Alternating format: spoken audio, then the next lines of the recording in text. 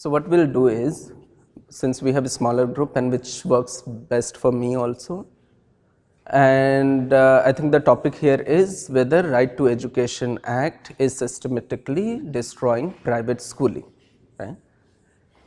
Before I come to my perspective, let me understand from all of you, what would you say, yes or no? So yes may raise hand if you think that RTE, Right to Education Act, is systematically, or let's keep the systematically also part, is destroying private schooling. How many of you would say yes? 1, 2, 3. Okay. How many of you say no? 1. That's all. So 3 plus 1, 2, plus 2, yes and no, and rest I assume stay neutral, right? Or they do not know what RTE itself is, or whether what is happening in this space. For which what I'll do is, I'll briefly set the context. So I'll give just a 10-minute brief of how the education system in India is supposed to be designed, and thereafter we'll come to RTE. Okay, that makes sense? So very simple story. Post independence, what happened is, when India was drafting its constitution itself, that time itself the discussion came of the right to education, so that the state should provide education to each child of the country, right? So right from the day one it was supposed to be. However, at that point of time, people drafting constitution realized that there is not enough capacity with the state. It's a newly coming up state, and therefore that time the debate got lost. Got lost meaning they didn't take it forward, right? But under the Indian constitution, which is a welfare constitution, it is always supposed to be that state is mandated to provide health and education and that kind of basic facilities, right? So even there was not an act, but still under the larger constitutional framework, it is supposed to be that it is state's responsibility to provide education. Clear? And therefore there was enough emphasis on opening up schools. So government started opening schools. However, once again they realized that there is not enough capacity, there is not enough resources so that they could open as many number of schools.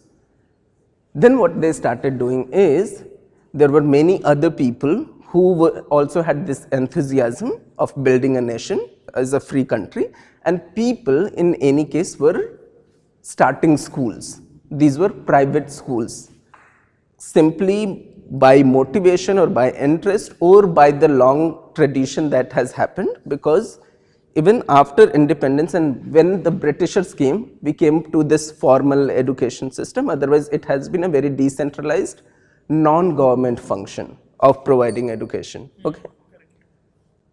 So what government came up with this idea then, what was called aided schools, which means you have started school by your will with some of your investment or donation from many other people. Then but your effort would sustain as long as you have your own investment or supporters and donors.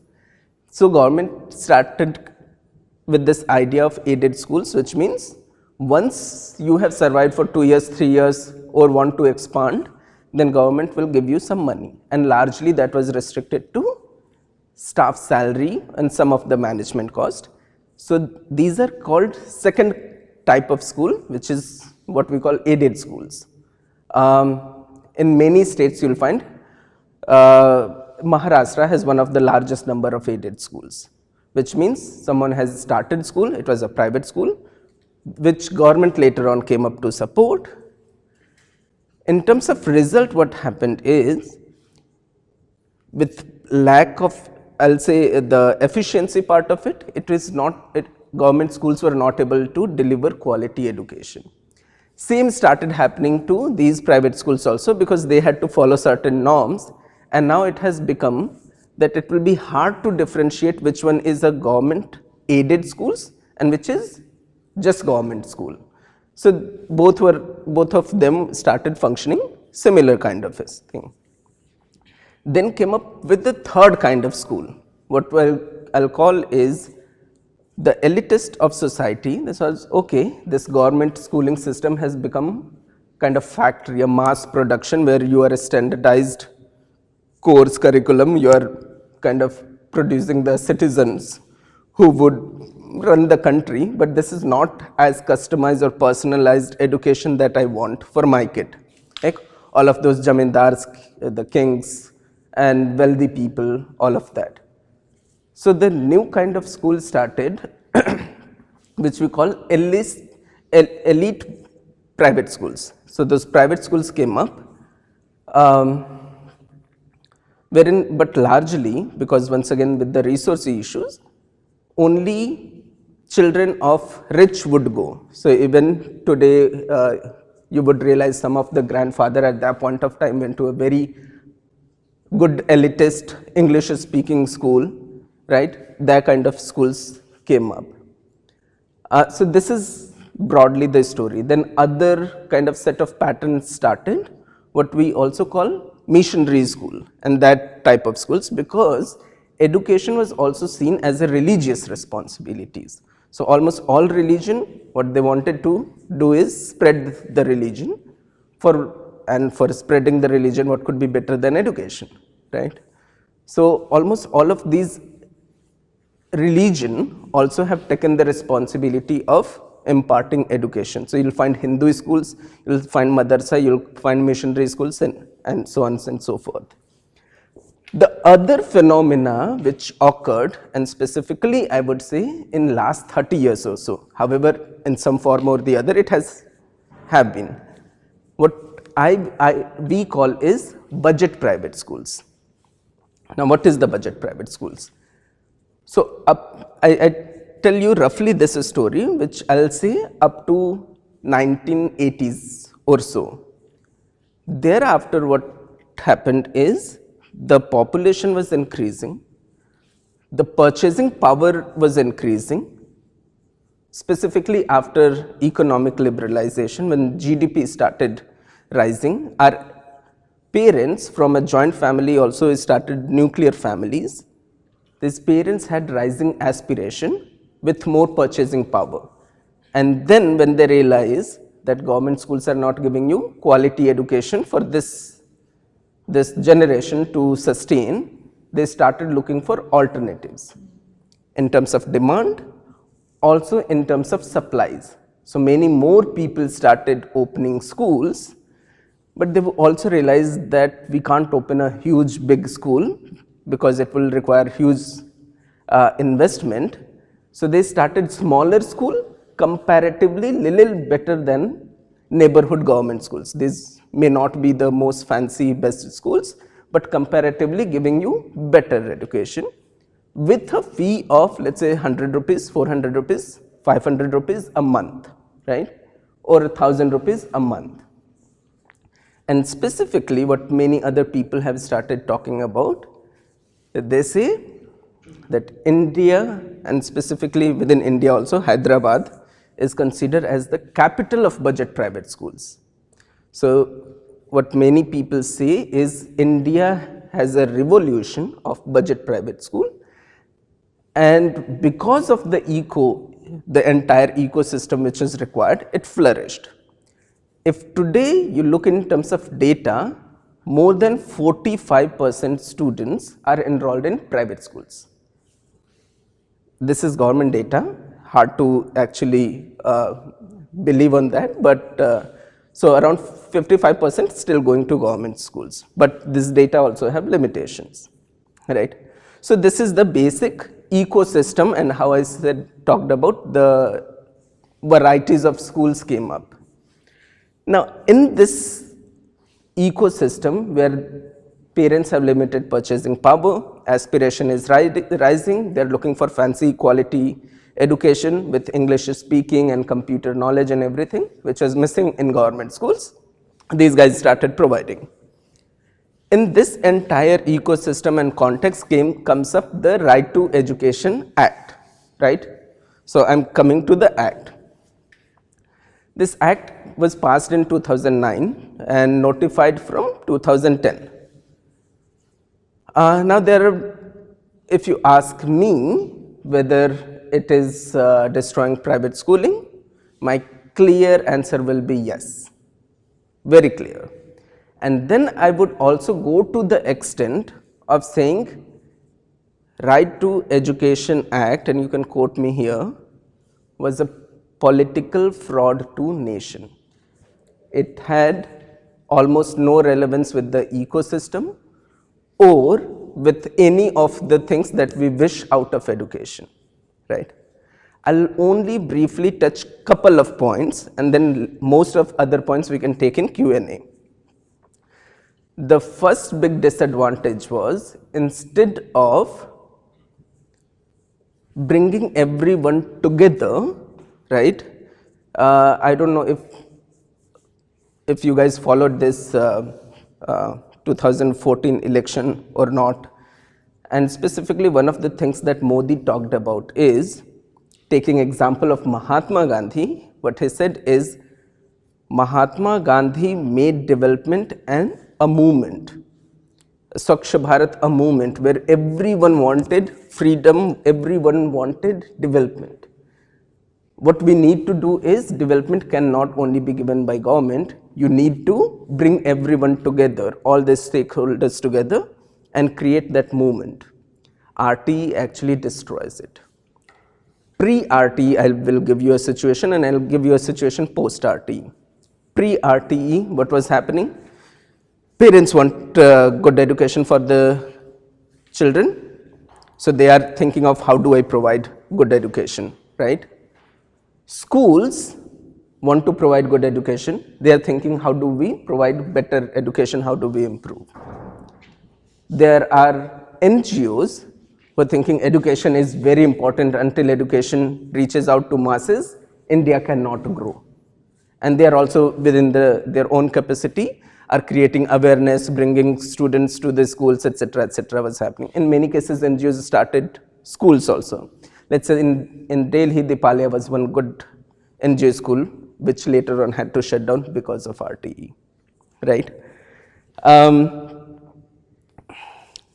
Yeah, so pre-RTE, I see all of these stakeholders working together to provide better education to kids. Post-RTE, what is happening? Post-RTE, all of them are fighting together. And RTE, I would say, is one of the act and one of the big reason why it is happening. And it has brought enough hate among all of these stakeholders. There is a section which is most debated section, which is 12(1)(c) of Right to Education Act. Now, what is that act, that section?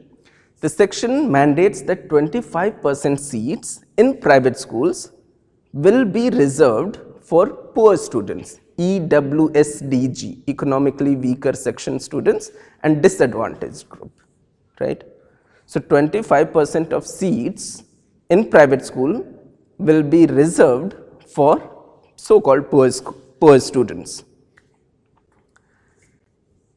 And if you look into post-RTE, as many number of litigation has happened, you'll find more than 50% of litigation has actually happened only on this particular section, more than 50%.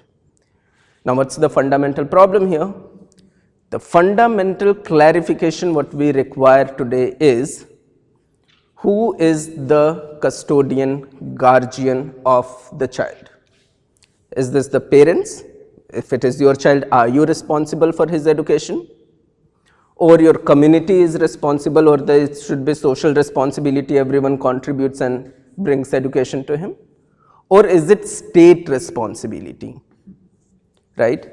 Here, I mean, RTE sort of act is there in more than 100 countries, but India is the only country which has taken up this responsibility and says it's state responsibility.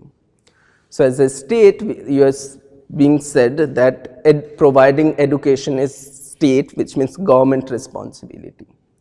And therefore, if as a parents, number one, if you don't provide the education, you could be seen as a culprit. You could be seen as a violator of the law. which was, there were also some penal provision on previous drafts, which they took it away in the final draft. So in final draft, it still does not penalize you, but the fact is you are supposed to send your kid to the school, and until goes to school, you cannot be considered as a good parent, or the child is not considered to be educated. So it mandates it particularly. And here, with why I said whose responsibility it is, if it is state responsibility, what this section does is passes on its responsibility to private schools. What's the basic understanding here? Okay, we don't have enough capacity or efficiency, my responsibility, so I'll pass it on to private sector. So all those people who have started their school, now they are going to teach. Now, so that's one fundamental clarity we'll have to bring. Until there is this basic fundamental clarity, we'll continue to blame each other. So what I said is, number one, the parents and these private schools are not, previously as they were friends, now they are more like an enemy. Parents are saying, how come you would not take my students? The law mandates, law is with me. Private school guy is saying, dude, you don't have money. How do I provide it? Because I have cost to pay. Now what the solution comes under the act? Act says, okay, we'll reimburse the fee. And there, as it says, devil lies in detail. If you further read the section of the reimbursement provision, it says government will fix up the per child expenditure, and then what they will look into is what is government per child expenditure, what is private school's fee, whichever is lower, that is what will be paid to you. So let's say for a school, if charges 2,000 rupees a month, government says only 1,000 rupees is my per child expenditure, government will reimburse only 1,000. And here I am losing, why should I, right? That's one. More than that, it was also private schools took it on their own autonomy. It's my school, I should decide who do I want to teach, who I don't want to teach. And that is why they also started thinking that this is completely against autonomy. If today you accept this 25%, tomorrow they will force you to accept something else, and therefore we should maintain autonomy. Now NGOs, most of the NGOs also came here to play a role. All of them earlier who were either opening schools, facilitating the process, building up awareness, now they have also come up to play a role. What role they are playing? Law says this is the land of the law, let's get it enforced. Private schools, how come they are not providing education? Go to court, and court will give the order in the favor, how come you would not do it? Or go on the mass demonstration, or do social media campaign against it, etc., etc. So there is enough enmity I see with the parents and the NGOs and the schools. Similarly, not here I'll talk only in terms of private schools, but also you can think in terms of government schools. Why people are not going to government schools? Simply because bad quality. And what bad quality in that terms? If you know, there is an organization called Pratham. It comes up with this report called ASER, which does assessment of students' learning. And their finding was that 62% students in 6th grade could not do basic Hindi, English, maths of 2nd grade. Similarly, this is an NGO doing this study, which was once again criticized and not accepted because of methodology, and simply government was not willing to accept the fact which is coming so bluntly on them. But last year, Delhi government did this assessment. Yeah, okay. Just quickly. So, wasn't the concern that the methodology is not disclosed or something like that? No, methodology is disclosed, Okay. but they criticize the methodology itself, which is household, based on household survey, not census. Yeah, but the thing is, this is one of the indicator. It could be bad. They could come up with their own indicators. The second I will give you evidence which has a similar kind of result is last year Delhi government did a learning assessment in their own government schools. And result is even furthermore pathetic. Their result was around 72% of 6th grade students could not do basic Hindi, English and maths of the same standard, which means 6th standard. Right? So government report finding was even further bad. Other indicator you could take off PISA assessment, which happened last time and only one time that happened in India. PISA is a once again learning assessment test done in OECD countries, and I think 73 countries had participated and India's rank was 72nd. 74 participated, 73 was India, only next to Kyrgyzstan, Kazakhstan. Yeah. So that is the kind of poor quality of education, and that too, when this assessment had happened, government had selected its best performing states, Himachal and Tamil Nadu, to participate in this assessment. Anyways, overall, based on even our commonsensical observation, you will realize that go to any village, go to a government school. I was recently in Northeast, Meghalaya, and I went to a government school. There were like 6 teachers assigned and there only one was there in the school, and he was trying to manage all the sections, which is too difficult, and most of them were either on leave or some other job. So the thing is, there is no accountability, etc., so it's not happening. Yeah, so basically so far what I talked about RTE, and within RTE section 12(1)(c), right, briefly understanding. Then the second major problem is section 18 and 19, what it is, and even I will include section 23, what it is. Pre-RTE, a school which is below 8th standard could exist without recognition too. RTE mandated that you have to have recognition. All the schools in India have to have recognitions within 3 years, and if you don't take recognition, schools has to close down. Simple. Now, to get recognition, the recognition norm is largely input based. What is that input? Either size and quality of infrastructure, like you are building a university, you have to have this size of, let's say, auditorium, classrooms, gallery, fire protection, national building framework compliance of the building, etc. Similarly, all the teachers should be qualified. Must B.Ed is seen as a trained teacher. So all teachers has to be trained teachers, B.Ed. And salary, you have to provide that 6th pay or as 6th pay or later pay commission salary, right? Now what that, and if you do not recognize, if your school is unrecognized and still functioning, what will be the penalty? There is also penal provision of rupees 1 lakh. 1 lakh rupees if you don't get recognition. And then second provision is, so if your school is identified as you are not recognized and still running, then you will be penalized with 1 lakh rupees. But, and thereafter also if you don't comply, then 10,000 rupees per day. Okay. Now this was a big fear came to schools, and many schools started shutting down. What we have so far been able to track based on media stories, etc., are more than 10,000 of schools across the country have shut down. Okay. So this is the another set of problem. So I talked about section 12(1)(c), 1819. Yes, the other big thing was came in section 16, which is popularly known as no detention policy.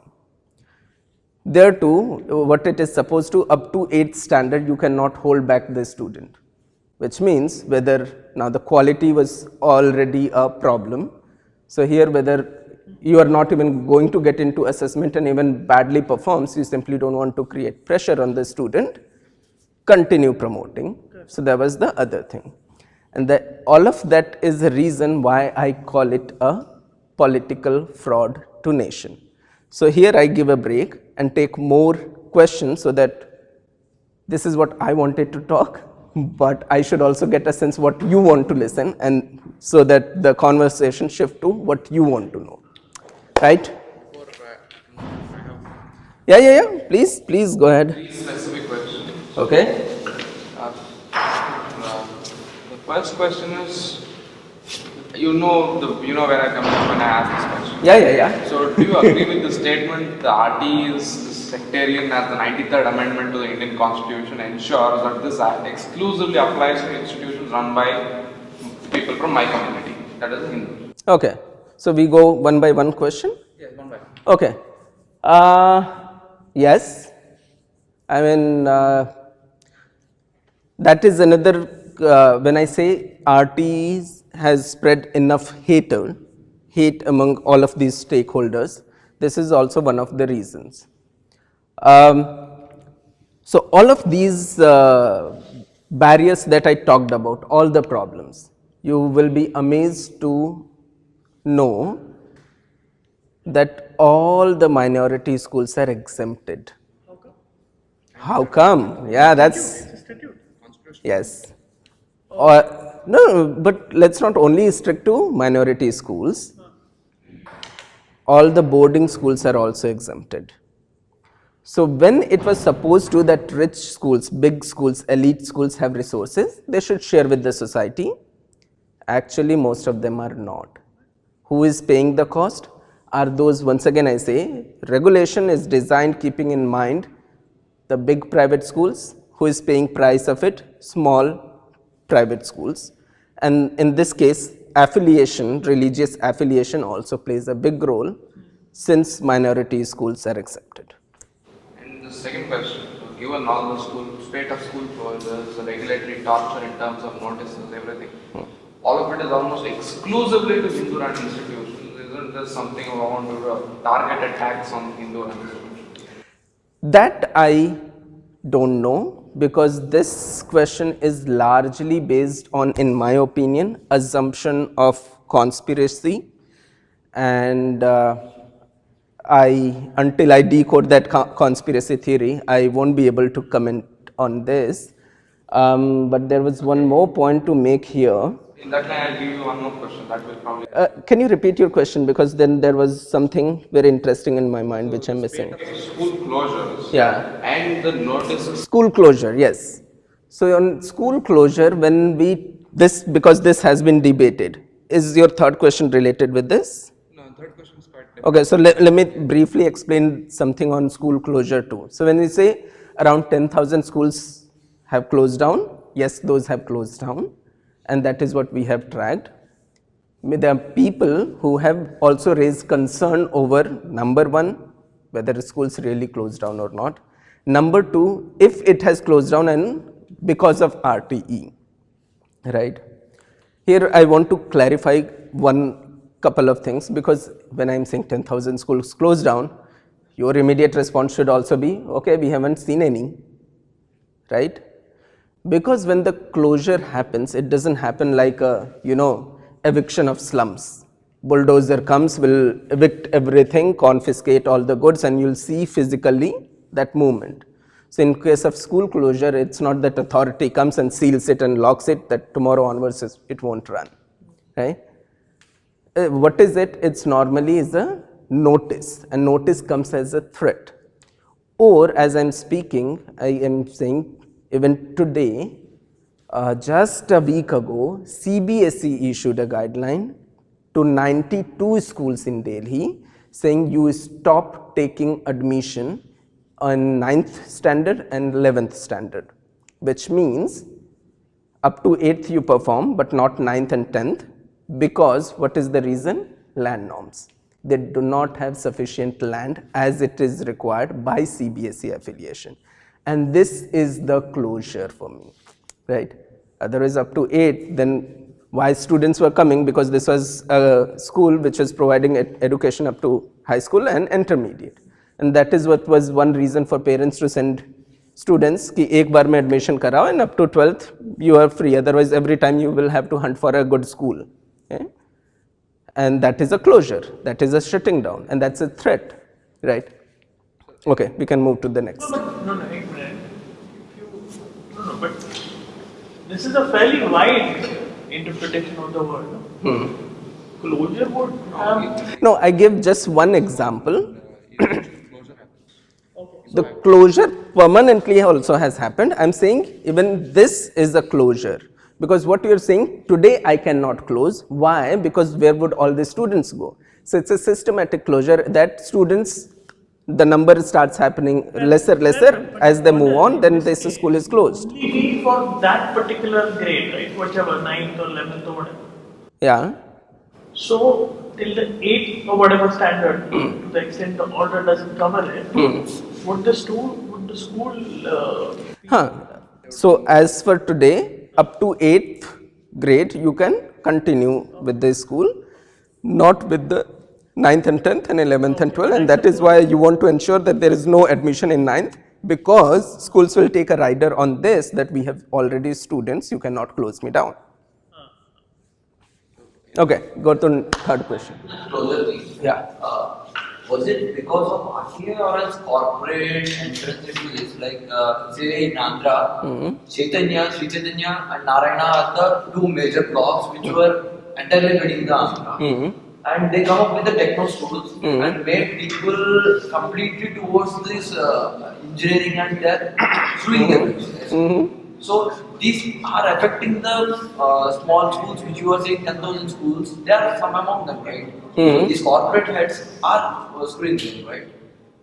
These are the reasons. Maybe, but RTE. maybe, but how corporates or any other individual is able to take this ride until there is regulatory backup, they cannot, right? So even whomsoever is abusing, what is the background they are abusing with is RTE or similar laws.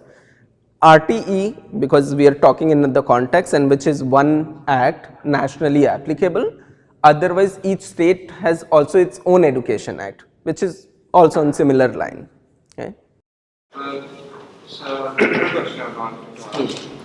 So, do you find it worrying that some of the provisions of the RTE Act are implemented by the NCPCR, National Commission for Protection of Child Rights, most importantly, Child Line, and NCPCR outsources the Child Line to NGOs, To other NGOs, yes. who many times across South India, from what I've observed, are of explicitly religious minority character.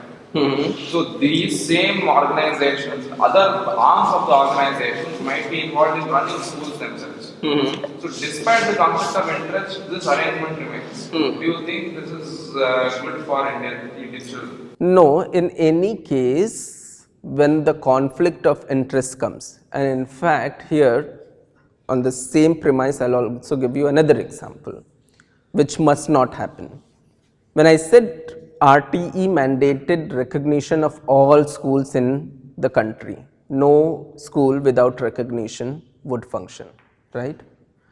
This is applicable only to private schools, which simply means if government is starting a school, it can start without recognition, or it can survive, it could continue without recognition. Here, whenever you are designing a rule as a principle, you can have the same principle applied. So if there is a rule of recognition and there is some logic to it, it should be applicable to all. Here the question is the rule designed keeping particular interest in mind, and if the monitoring mechanism, which is NCPCR, and where they are getting people and resources to run NCPCR, which is a monitoring mechanism, has a vested interest? Maybe. No, but purely as an administrative law, the statute gives you a power, then you can't delegate it. So I'm wondering, my question is, since I'm an outsider to the education space, my question is whether this is being tested in court, because if the statute empower that particular agency, whatever, child rights. What happens? Childline. No, child right is the agent. It is not the enforcement agency, it is a reporting agency. no, Childline fair enough. escalates it to the To NCPCR. NCPCR actually takes action. Okay. The conflict of interest comes in selective escalation. But at the Their same institutions have time, never escalated. the way NCPCR or SCPCR is currently designed, I don't know, because we are now getting into too technicals, how many it's making sense for how many of you. I'm sure that this conversation should not become for Shreyas only, so that he understands. Others are also able to make sense out of it. Okay. The only thing I'll say is it will continue to be selective enforcement, because if you look into the mechanism, designing mechanism of NCPCR and SCPCR and their capacity, you'll find they have almost very less staff, and SCPCR is supposed to monitor entire state's RTE compliance. In no way they have the capacity to do it. So what will do, out of 100 complaints coming, 1 or 2 they will do it, the enforcement, just to symbolize, yes, we exist and there is a kind of mechanism there. The last two points. Okay. Given what you just said, Yeah. do you think the RTE should be repealed as fast as possible? Well, I'm one of the big promoter of scrapping RTE altogether. In fact, not only me, many people, even in the administration who are administrating this, realized that there was no need of this kind of act to come, a law to come to mandate education.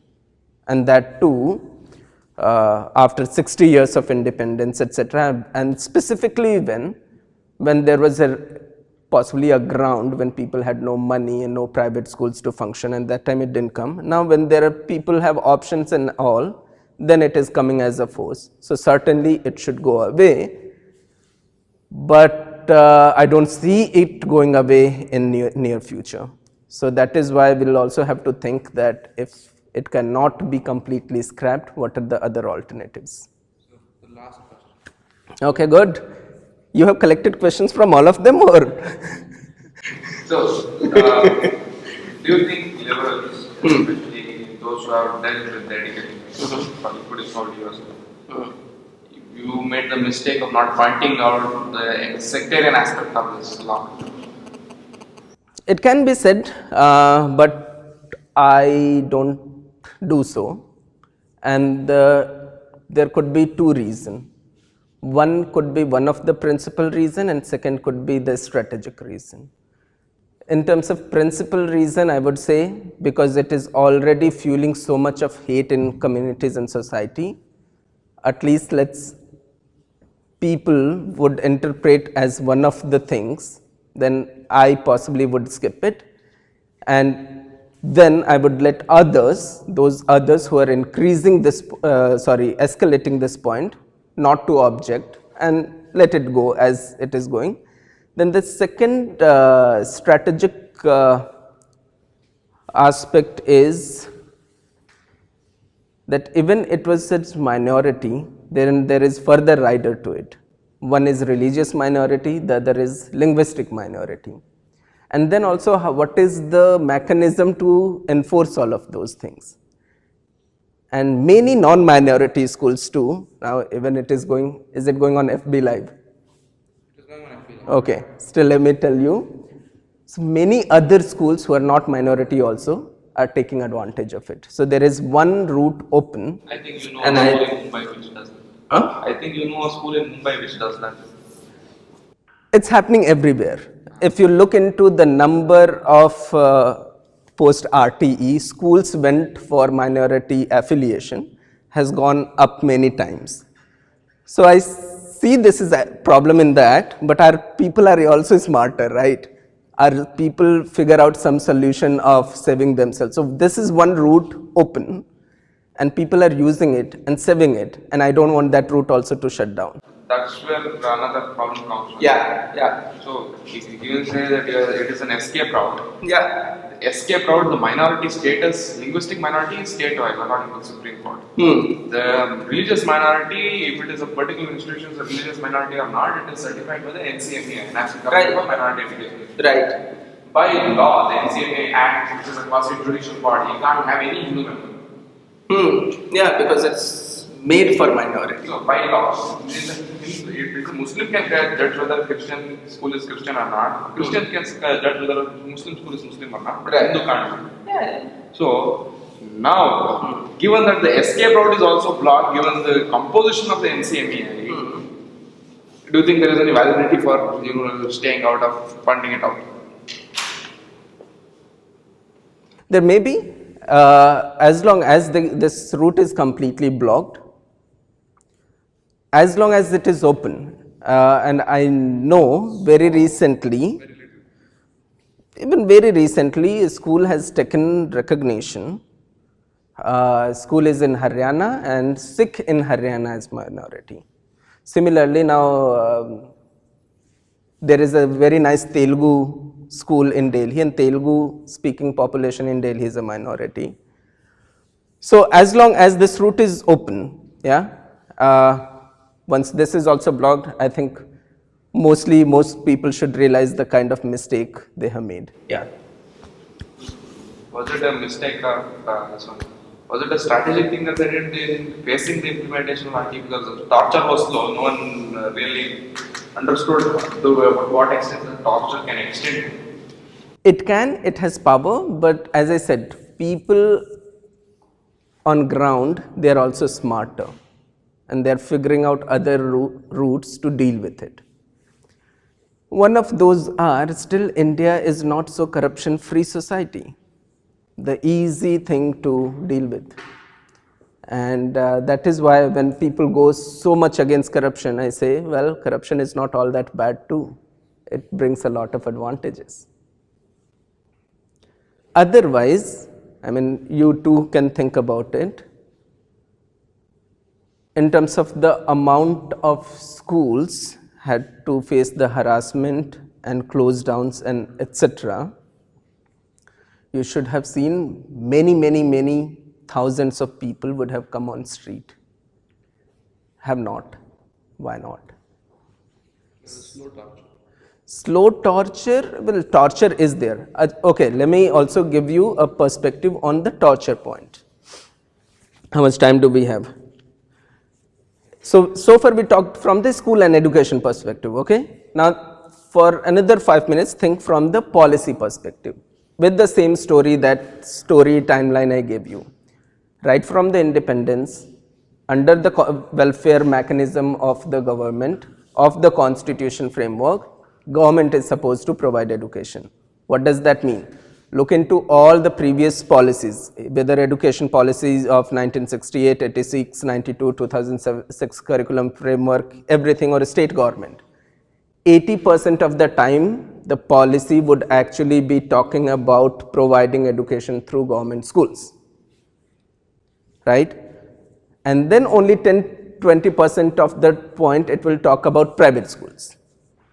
And then it will take completely different approach. If there is a government school running, it has no toilet or functional toilet, no clean drinking water, no library, no laboratory. What would be the response of the district education officer or the education minister or the government? What will be the response? The response will be, let's build it. Okay? Go to a private school and say, there is no functional toilet, there is no clean drinking water, there is no laboratory, there is no library. What will be the response of the same government, education minister, etc., etc.? So there is inheritedly in the policy approach, you differentiate. You say, government school, intention is good, we lack capacity, tomorrow we'll build up, but we need to continue with this. Private schools, money making people, possibly they should not exist, let's close down. They may be minting a lot of money and fraud.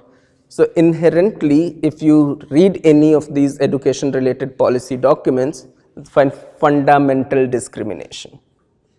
Okay? However, let me also clarify, who are those private schools? At times it does look like those can be big corporates those who have invested money and making a lot of money out of it.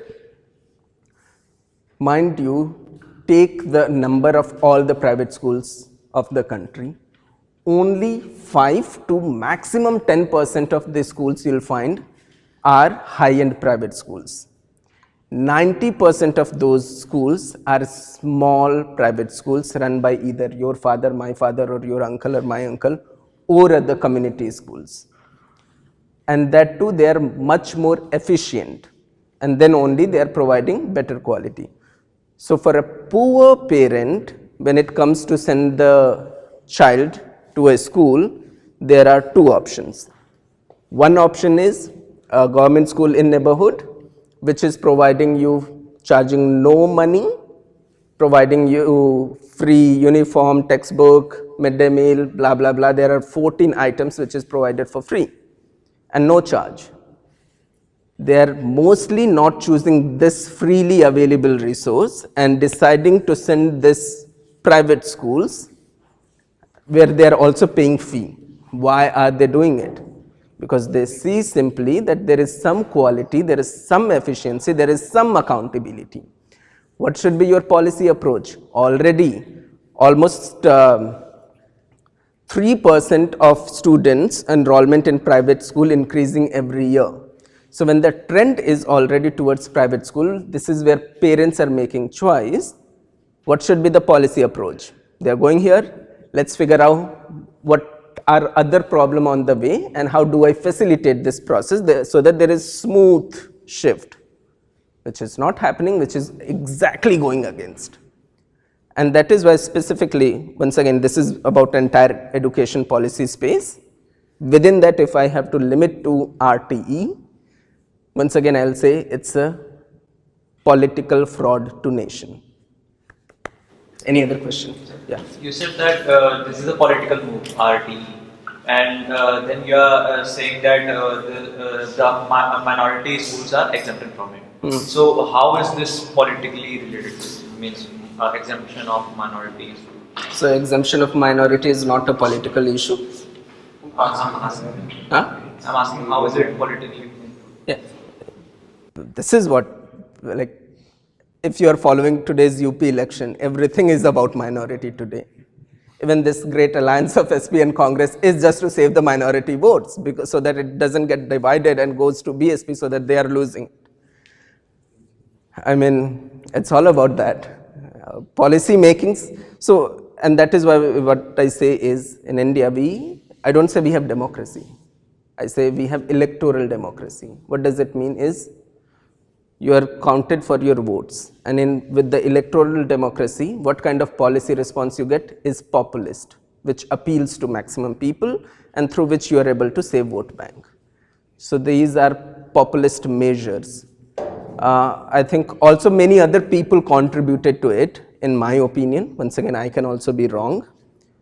Those a national advisory council was created, and then there were many people who supported this act, and they were not largely from minority.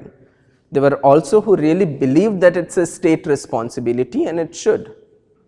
It's the only thing they said is, it has always been state responsibility, but the state has never lived up to responsibility, let's enforce it. But once again, they realized, how do we enforce? Because parents are going somewhere else. So, okay, now they are going to private schools. Let's mandate private schools also that they will take this 25%. Forget it. To further let you make you feel how it feels in terms of real life issue, let me ask, how many of you have your own houses? Raise your hand. How many of you have your own houses? Right? Now, if I say, you guys have resources, you have your own houses, maybe 2 BHK, 3 BHK, 4 BHK, if it is in some other rural areas, you may have the entire property to yourself. At the same time, we have such a poor population also, there are people on street. How inhuman you could be that you cannot share your property with these poor people on street. And therefore, we should mandate that everyone who has his own house, and which is specifically larger than 2 BHK, would give one room to a poor person of the neighborhood, which is directly encroachment into your private property, right? This is what exactly is section 12(1)(c) of RTE. However, we are so much into cricket and Bollywood, etc., that many times we don't really put enough serious effort to understand it. This is what exactly it is. Anyways, any other question? Sir, RTE means providing free education to individuals. Free and compulsory education. Compulsory. Yes. So, sir, isn't the private school charging money for providing education violating the basic Yes. right of RTE? Yes, it is. And before talking about RTE, what I did, I explained the ecosystem under which this RTE came. So what I can say, once again, when I took up this housing example, you build based on your need, interest, what color, how many rooms, etc., etc. We passed a law today, and then you say you are a violator of law. Number one, when the school was built, when the person invested and started the school, that time the law was not existing. Now you have done it and you are saying retrospective use. People who have started previously also would do it. And second thing, fundamentally you ask, nothing comes for free, right? In this world, even I am here,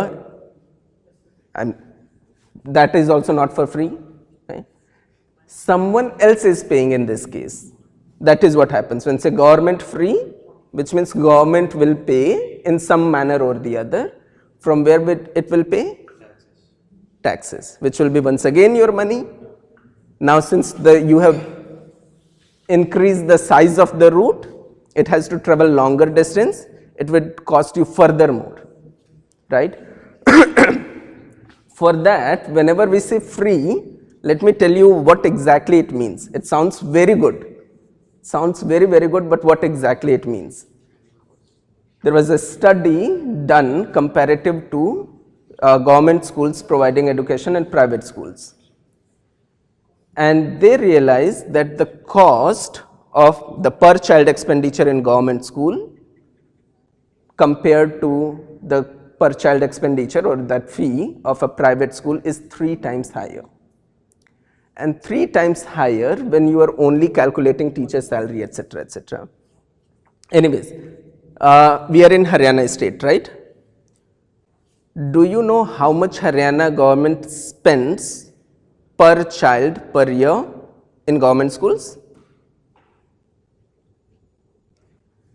The conservative estimate based on only recurring expenses is 36,000 rupees a year per child. Now think of if this entire amount is given to the child, won't this child be able to access better quality of education than what it is currently getting? In Maharashtra, when I met the education minister there, he mentioned 96,000 rupees. That too, when I say conservative estimate of recurring expenditure, what does it mean is mainly all those 14 items that I talked about, which is given free, and then teacher salary and stationery and blah, blah, blah. It does not include capital expenditure, which is your building, your land, which is the biggest investment for a private school to compete, right?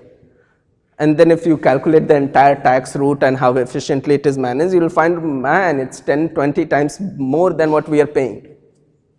And that's why whenever anyone says this is for free for you, I know this guy is going to tax me much more than that, right? So nothing is free. In the law it is, but it's not.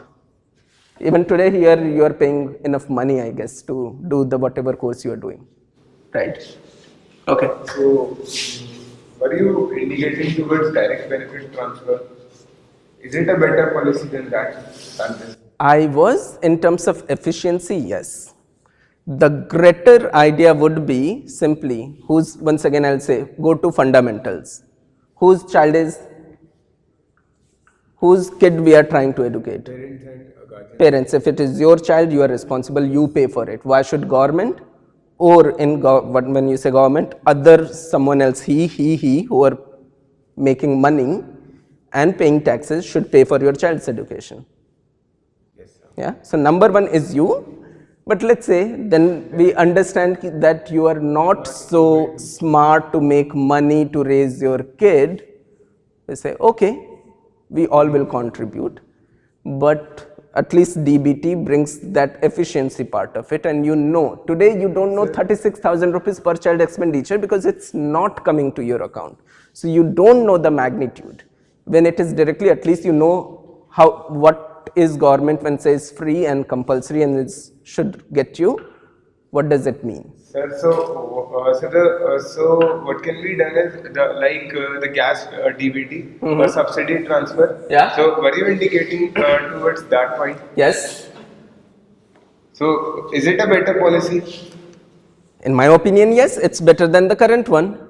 May not be idealistically the best one, but certainly I see a lot of merit. It will at least bring much more accountability, bring much more competitions, the quality will improve, it's directly reaching to people. About this DBT, I was in Maharashtra with a rural population in a very rural setting, and I was talking about this idea, and they may not know what DBT is. But when we talked about if this money should directly reach you, what is immediately the counter question that comes up? That yes, poor people may not be as smart, intelligent to understand. They may not utilize it for education and drink away the money. And I also said the same thing. I was just playing the trick. And you know what the response from this poor villager was? That is even better if I drink away money which is supposed to be spent on me or my child, rather than that bureaucrat saying that I will drink away money and he actually drinks away the money. But I have a point to make. Yeah. But it's been empirically proven that they don't do that. Yeah. They use it, Mulai Nathan and... It's just a narrative. I know. It's a beautiful narrative. Yeah. I completely identify with the liberty, but happily enough, they use it also for the right reasons.